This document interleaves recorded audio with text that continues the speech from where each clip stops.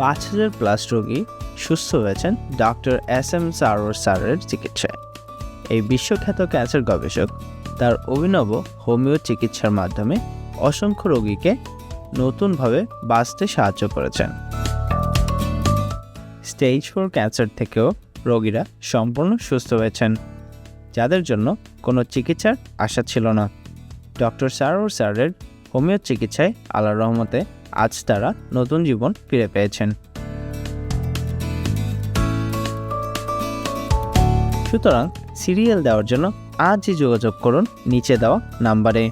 Doctor Sarwar sir রোগী দেখেন শনিবার থেকে সোমবার ঢাকা পল্টন এবং মঙ্গলবার থেকে বৃহস্পতিবার হবিগঞ্জ।